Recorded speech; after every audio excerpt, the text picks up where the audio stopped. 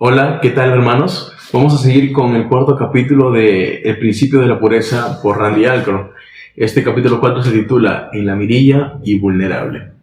Si usted es cristiano, lo tienen en la mirilla. Es una persona marcada. Las fuerzas del mal han recibido la orden de destruirlo. Satanás quiere acabar con usted. Si no se lo puede llevar al infierno, va a hacer cuanto pueda para que su vida sea un infierno en la tierra. Recuerdo avergonzado algo que sucedió cuando estaba estudiando en el colegio bíblico. Oí hablar de un prominente líder cristiano que había cometido una inmoralidad. Adulterio, yo, primero muerto. Sabía que nunca podía traicionar de esa forma al Señor y a mi esposa. No, yo no. Por la gracia de Dios, nunca he tenido relaciones sexuales con otra persona más que con mi esposa.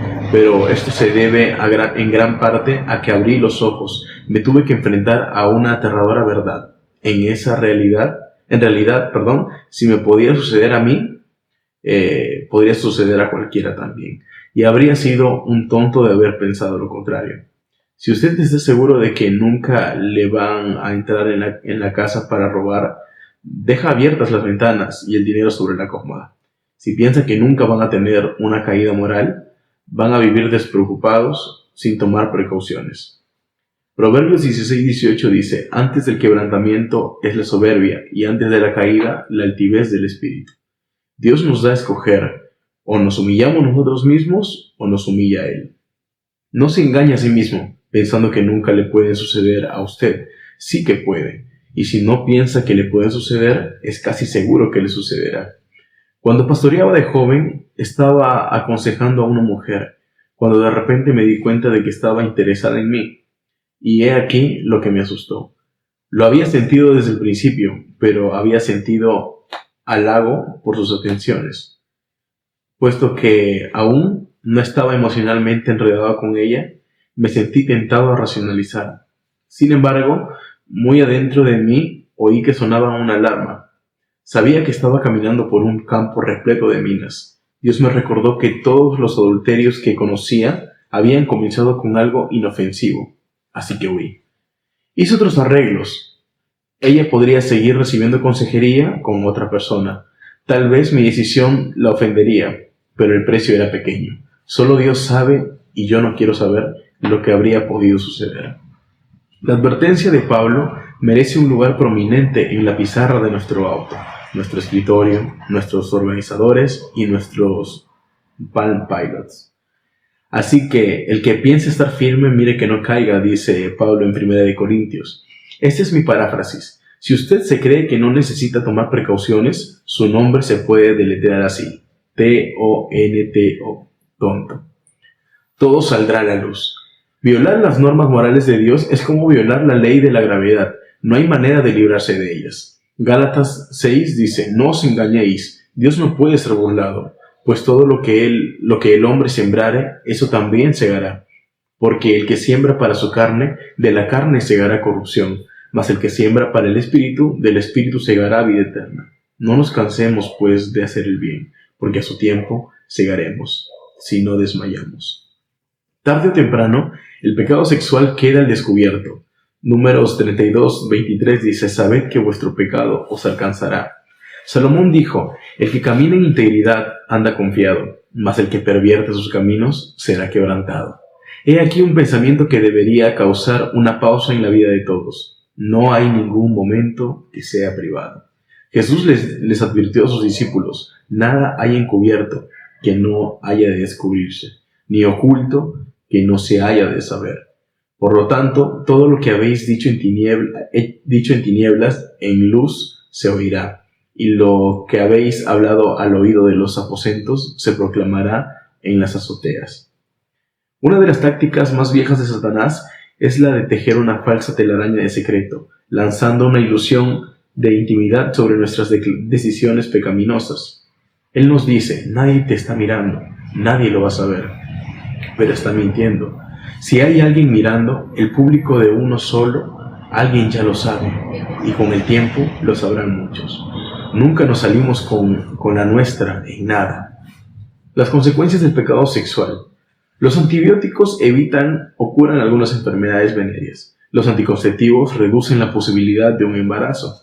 pero no hay anticonceptivo para la conciencia.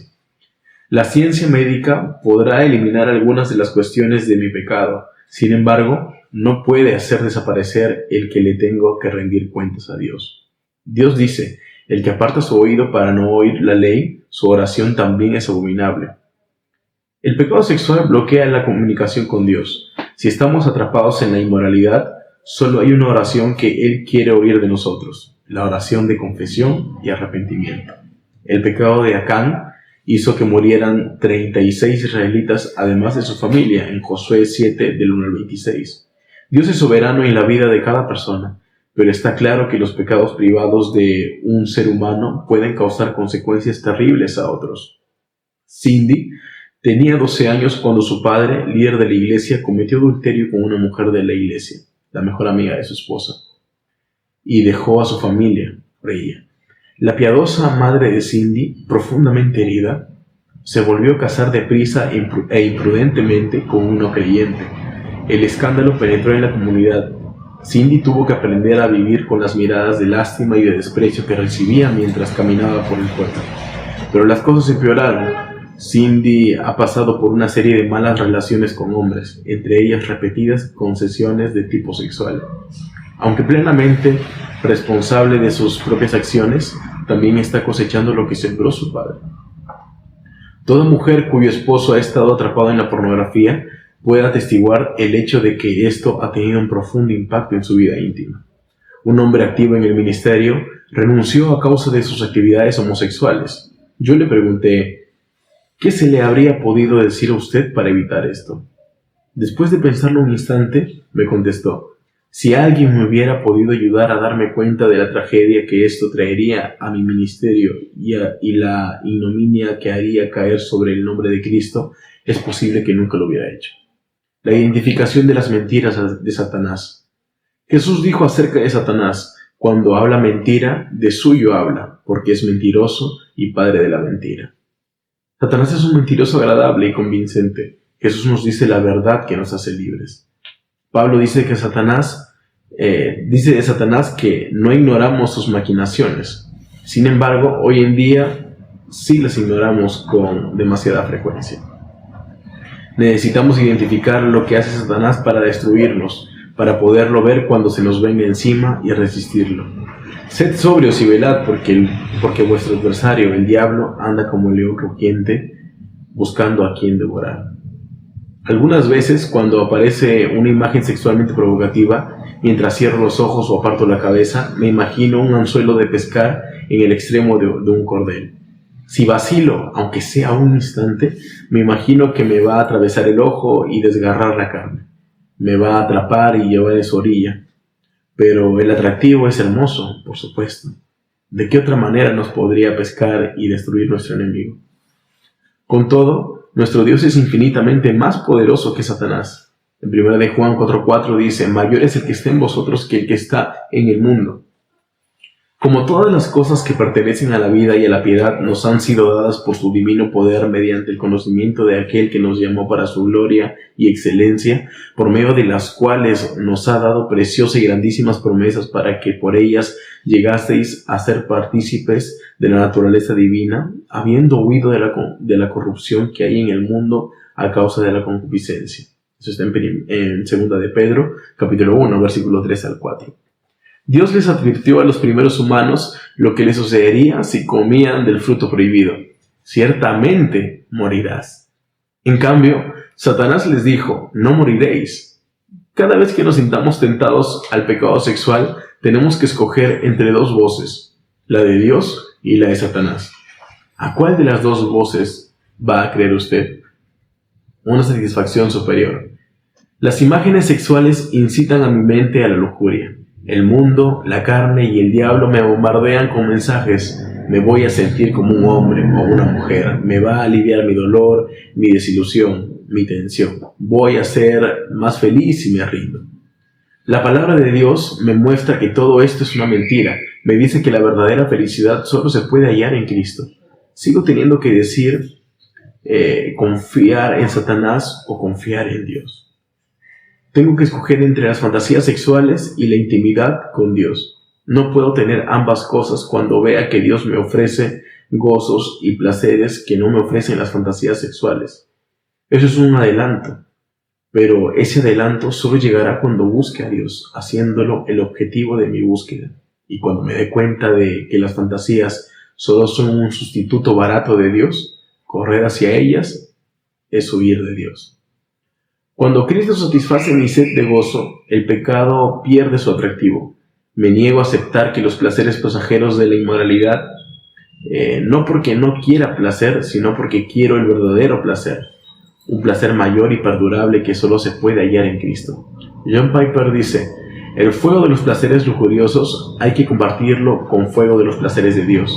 Si tratamos de combatir el fuego de la lujuria basándose solo en prohibiciones y amenazas, incluso las terribles advertencias de Jesús, vamos a fracasar. Debemos combatirlo con una gigantesca promesa de una felicidad superior. Debemos hacer que desaparezca la que pequeña llama del placer de la lujuria en la conflagración de una satisfacción santa. Los que beben inmoralidad nunca se sienten satisfechos, según Juan 4:13. Los que beben a Jesús quedan plenamente saciados, en cambio. Pueden escoger entre dejar que Jesús sacie mi sed y lanzarme más profundamente al pecado en búsqueda de lo que no hay en él. El resto de su vida va a estar determinado en gran parte por la forma en que usted responde esta pregunta. ¿A quién va a querer?